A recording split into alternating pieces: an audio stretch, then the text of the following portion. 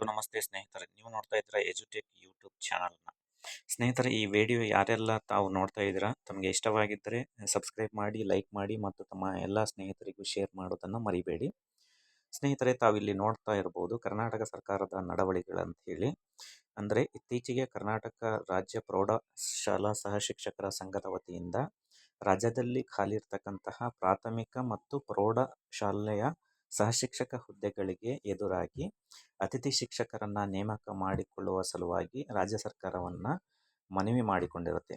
ಅದೇ ಪ್ರಕಾರ ಇಲ್ಲಿ ತಾವು ನೋಡ್ಬೋದು, ವಿಷಯ ಬಂದ್ಬಿಟ್ಟು 2025-26ನೇ ಶೈಕ್ಷಣಿಕ ಸಾಲಿಗೆ ರಾಜ್ಯದ ಸರ್ಕಾರಿ ಪ್ರಾಥಮಿಕ ಹಾಗೂ ಪ್ರೌಢಶಾಲೆಗಳಲ್ಲಿ ಖಾಲಿ ಇರುವ ಬೋಧಕ ಹುದ್ದೆಗಳಿಗೆ ಎದುರಾಗಿ ವಿದ್ಯಾರ್ಥಿಗಳ ಶೈಕ್ಷಣಿಕ ಹಿತದೃಷ್ಟಿಯಿಂದ ತಾತ್ಕಾಲಿಕವಾಗಿ ಅತಿಥಿ ಶಿಕ್ಷಕರನ್ನ ನೇಮಕ ಮಾಡುವ ಬಗ್ಗೆ ಸರ್ಕಾರದಿಂದ ಅಧಿಸೂಚನೆಯನ್ನು ಹೊರಡಿಸಲಾಗಿರುತ್ತೆ. ಸ್ನೇಹಿತರೆ, ಇಲ್ಲಿ ನೋಡ್ಬೋದು, ಓದಲಾಗಿದೆ ಅಂತ ಹೇಳಿದೆ. ಅಂದರೆ ಈ ಆದೇಶಕ್ಕೆ ಸಂಬಂಧಪಟ್ಟಂತಹ ಉಲ್ಲೇಖಗಳನ್ನು ಇಲ್ಲಿ ಹಾಕಲಾಗಿರುತ್ತೆ. ಇದೇನು ಅವಶ್ಯಕತೆ ಇಲ್ಲ. ನಾನು ಇಲ್ಲಿ ನೇರವಾಗಿ ಪ್ರಸ್ತಾವನೆಗೆ ಬಂದ್ಬಿಡ್ತೀನಿ. ತಾವು ನೋಡ್ಬೋದು, ಪ್ರಸ್ತಾವನೆಯಲ್ಲಿ ಮೇಲೆ ಓದಲಾದ ಕ್ರಮ ಸಂಖ್ಯೆ 1ರ ಆದೇಶದಲ್ಲಿ 2024-25ನೇ ಶೈಕ್ಷಣಿಕ ಸಾಲಿಗೆ ಸರ್ಕಾರಿ ಪ್ರಾಥಮಿಕ ಮತ್ತು ಪ್ರೌಢಶಾಲೆಗಳಲ್ಲಿ ಖಾಲಿ ಇರುವ ಶಿಕ್ಷಕರುಗಳ ಹುದ್ದೆಗಳಿಗೆ ಎದುರಾಗಿ ಸರ್ಕಾರಿ ಪ್ರಾಥಮಿಕ ಶಾಲೆಗಳಿಗೆ ಒಟ್ಟು 35,000 ಅತಿಥಿ ಶಿಕ್ಷಕರುಗಳನ್ನು ಮತ್ತು ಸರ್ಕಾರಿ ಪ್ರೌಢಶಾಲೆಗಳಿಗೆ 10,000 ಅತಿಥಿ ಶಿಕ್ಷಕರುಗಳನ್ನು ಒಳಗೊಂಡಂತೆ ಒಟ್ಟು 45,000 ಅತಿಥಿ ಶಿಕ್ಷಕರುಗಳನ್ನು ತಾತ್ಕಾಲಿಕವಾಗಿ ನೇರ ನೇಮಕ ಮೂಲಕ ಶಿಕ್ಷಕರನ್ನು ಭರ್ತಿ ಮಾಡುವವರೆಗೂ ಅಥವಾ ಶೈಕ್ಷಣಿಕ ವರ್ಷದ ಅಂತ್ಯದವರೆಗೆ ಎಂಬ ಷರತ್ತಿಗೊಳಪಟ್ಟು ಅತಿಥಿ ಶಿಕ್ಷಕರನ್ನು ನೇಮಕ ಮಾಡಿಕೊಳ್ಳಲು ಸರ್ಕಾರವು ಮಂಜೂರಾತಿ ನೀಡಿ ಆದೇಶಿಸಲಾಗಿರುತ್ತೆ. ಅಂದರೆ ಕರ್ನಾಟಕ ಪ್ರೌಢಶಾಲಾ ಸಹಶಿಕ್ಷಕರ ಸಂಘ ಏನು ಮನವಿ ಮಾಡಿರುತ್ತೆ, ಆ ಮನವಿಯ ಮೇರೆಗೆ ಈ ಹಿಂದೆ 2024-25ನೇ ಸಾಲಿನಲ್ಲಿ ಅತಿಥಿ ಶಿಕ್ಷಕರು ಒಟ್ಟು 45,000 ಅತಿಥಿ ಶಿಕ್ಷಕರನ್ನು ನೇಮಕ ಮಾಡಿಕೊಳ್ಳುವ ಸಲುವಾಗಿ ಈ ಹಿಂದೆ ಆದೇಶನ ಹೊರಡಿಸಲಾಗಿರುತ್ತೆ. ಅಲ್ಲಿ ತಾವು ನೋಡ್ಬೋದು, ಕೆಲವೊಂದು ಷರತ್ತುಗಳಿರ್ತವೆ. ಅಂದರೆ ಯಾರಾದರೂ ನೇರ ನೇಮಕಾತಿ ಮೂಲಕ ಅತಿಥಿ ಶಿಕ್ಷಕರ ಹುದ್ದೆಗೆ ಬಂದು ನೇಮಕವಾದರೆ ಆ ಸ್ಥಾನಕ್ಕೆ ತಾವೆಲ್ಲ ತೆರವಾಗಬೇಕಾಗಿರುತ್ತೆ. ಹಾಗೆಯೇ ಒಂದು ವೇಳೆ ವರ್ಗಾವಣೆ ಮೂಲಕ ಶಿಕ್ಷಕರು ಅಲ್ಲಿ ನೇಮಕವಾದಲ್ಲಿ ಅತಿಥಿ ಶಿಕ್ಷಕರನ್ನು ಕೈ ಬಿಡಲಾಗುತ್ತೆ. ಇವೆಲ್ಲ ತಮಗೆ ಷರತ್ತುಗಳು ಈ ಹಿಂದೆ ಗೊತ್ತಿರುತ್ತವೆ ಅಂತ ಹೇಳಿ ನಾನು ಭಾವಿಸ್ತೇನೆ. ಹಾಗೆಯೇ ಮುಂದುವರೆದು ನಂತರದ ಪ್ಯಾರದಲ್ಲಿ ಮೇಲೆ ಓದಲಾದ ಕ್ರಮ ಸಂಖ್ಯೆ 2ರ ನಿರ್ದೇಶಕರು ಪ್ರಾಥಮಿಕ ಶಿಕ್ಷಣ ಆಯುಕ್ತರ ಕಚೇರಿ ಶಾಲಾ ಶಿಕ್ಷಣ ಇಲಾಖೆ ಬೆಂಗಳೂರು ಇವರ ಪತ್ರದಲ್ಲಿ 2025-26ನೇ ಶೈಕ್ಷಣಿಕ ವರ್ಷದ ಅಂದರೆ ಈ ಸಾಲಿನ ಏಕರೂಪದ ಮಾರ್ಗಸೂಚಿಗಳನ್ನು ನಿಗದಿಪಡಿಸಿ ದಿನಾಂಕ 29/5/2025 ಅಂದರೆ ಶೈಕ್ಷಣಿಕ ಸಾಲಿನ 2025-26ನೇ ಶೈಕ್ಷಣಿಕ ಸಾಲಿನಲ್ಲಿ ಸದ್ಯದಲ್ಲಿ ಎಲ್ಲ ಶಾಲೆಗಳು ಪ್ರಾರಂಭವಾಗ್ತಕ್ಕಂಥ ದಿನಾಂಕ ಬಂದ್ಬಿಟ್ಟು 29/5/2025 ಅಂದು ಶಾಲೆಗಳು ಪ್ರಾರಂಭವಾಗಲಿದ್ದು, ಅದರಂತೆ 2025-26ನೇ ಸಾಲಿನಲ್ಲಿ ಪೂರ್ವ ನಿಗದಿಯಂತೆ ಈಗಾಗಲೇ ನಿರ್ಧಾರವಾಗಿರುವಂತೆ ಶಾಲಾ ಶೈಕ್ಷಣಿಕ ಚಟುವಟಿಕೆಗಳನ್ನು ಪ್ರಾರಂಭಿಸಿ ನಿರ್ವಹಣೆ ಮಾಡಬೇಕಾಗಿದ್ದು, ಶಾಲಾ ಪ್ರಾರಂಭದ ದಿನವೇ ಶಾಲೆಗಳಲ್ಲಿ ಖಾಲಿ ಇರುವ ಬೋಧಕ ಹುದ್ದೆಗಳಿಗೆ ಎದುರಾಗಿ ವಿದ್ಯಾರ್ಥಿಗಳ ಶೈಕ್ಷಣಿಕ ಹಿತದೃಷ್ಟಿಯಿಂದ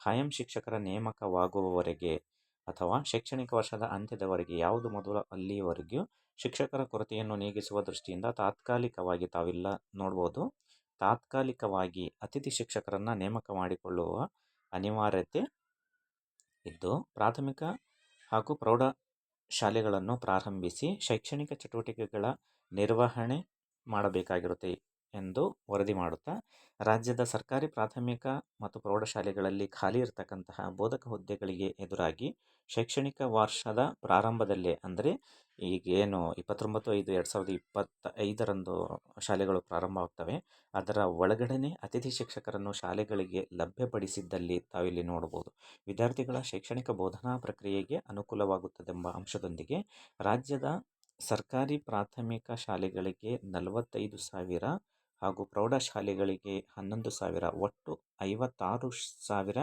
ಅತಿಥಿ ಶಿಕ್ಷಕರನ್ನು ನೇಮಕ ಮಾಡಿಕೊಳ್ಳಲು ಕೋರಿ ಸರ್ಕಾರಕ್ಕೆ ಪ್ರಸ್ತಾವನೆಯಲ್ಲಿ ಸಲ್ಲಿಸಿರುತ್ತಾರೆ ಅಂತಕ್ಕಂಥ ಅಂಶವನ್ನು ಇಲ್ಲಿ ಉಲ್ಲೇಖಿಸಲಾಗಿರುತ್ತೆ. ಸ್ನೇಹಿತರೆ, ತಾವು ನೋಡ್ಬೋದು, ನಂತರದಲ್ಲಿ ನಿರ್ದೇಶಕರು ಪ್ರಾಥಮಿಕ ಶಿಕ್ಷಣ ಆಯುಕ್ತರ ಕಚೇರಿ ಶಾಲಾ ಶಿಕ್ಷಣ ಇಲಾಖೆ ಬೆಂಗಳೂರು ಇವರ ಪ್ರಸ್ತಾವನೆಯನ್ನು ಪರಿಶೀಲಿಸಲಾಯಿತು.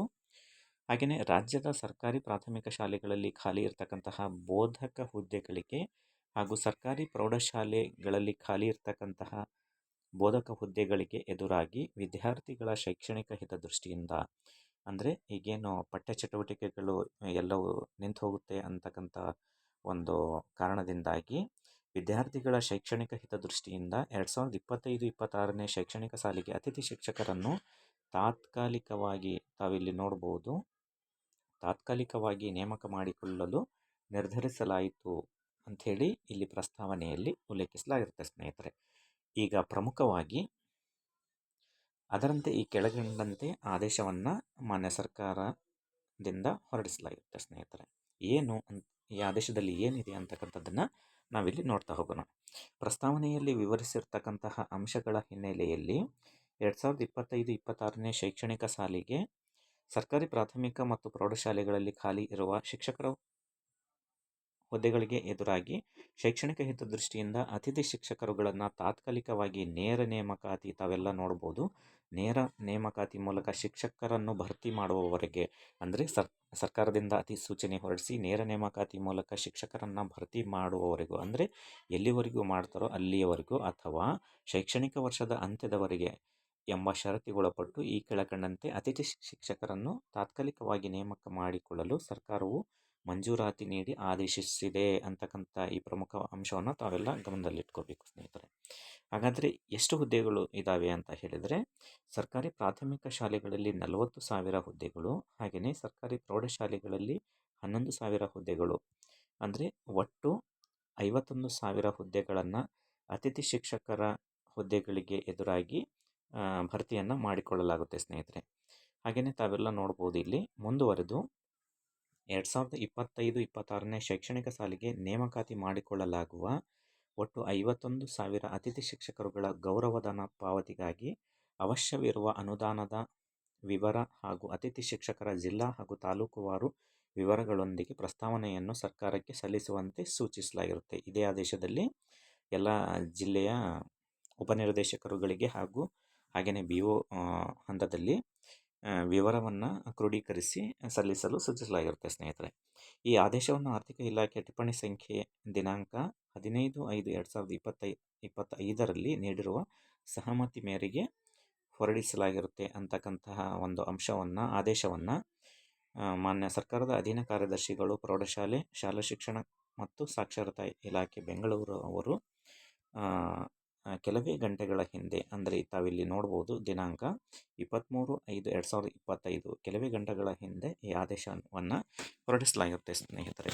ತಾವೆಲ್ಲ ಯಾರೆಲ್ಲ ಅತಿಥಿ ಶಿಕ್ಷಕರಾಗಲು ಕಾಯ್ತಾ ಇದ್ರಿ ಇಷ್ಟು ದಿನ, ಬಹಳ ಜನ ಕೇಳ್ತಾ ಇದ್ರು ಅತಿಥಿ ಶಿಕ್ಷಕರ ಹುದ್ದೆಗಳು ಸರ್ಕಾರಿ ಶಾಲೆಗಳಲ್ಲಿ ಯಾವಾಗ ಬಿಡ್ತಾವೆ ಅಂಥೇಳಿ. ನಾ ಈ ವಿಡಿಯೋ ಮೂಲಕ ತಮಗೆ ಮಾಹಿತಿಯನ್ನು ಕೊಟ್ಟಿದ್ದೇನೆ ಸ್ನೇಹಿತರೆ. ತಮಗೆ ಈ ವಿಡಿಯೋ ಇಷ್ಟ ಆಗಿದ್ದರೆ ಲೈಕ್ ಮಾಡಿ, ಶೇರ್ ಮಾಡಿ ಮತ್ತು ಕಮೆಂಟ್ ಮಾಡಿ. ಹಾಗೆಯೇ ಸಬ್ಸ್ಕ್ರೈಬ್ ಮಾಡೋದನ್ನು ಮರಿಬೇಡಿ. ಹಾಗೆಯೇ ತಮ್ಮೆಲ್ಲ ಸ್ನೇಹಿತರಿಗೂ ಈ ವಿಡಿಯೋವನ್ನು ಶೇರ್ ಮಾಡ್ತಾ ಹೋಗಿ. ಈ ಚಾನಲ್ನೊಂದಿಗೆ ತಾವು ಕಂಟಿನ್ಯೂಯಸ್ ಆಗಿ ಸಬ್ಸ್ಕ್ರೈಬ್ ಮಾಡುವ ಮೂಲಕ ನೋಟಿಫಿಕೇಷನ್ಗಳನ್ನು ಪಡೆಯಿರಿ. ಹಾಗೆಯೇ ಮುಂದೆ ಬರ್ತಕ್ಕಂಥ ಎಲ್ಲ ಅಪ್ಡೇಟ್ಗಳನ್ನು ನಾನು ಈ ಚಾನಲ್ ಮೂಲಕ ತಮಗೆ ಅಪ್ಲೋಡ್ ಮಾಡಿ ತಿಳಿಸ್ತಾ ಹೋಗ್ತೇನೆ. ಧನ್ಯವಾದಗಳು ಸ್ನೇಹಿತರೆ.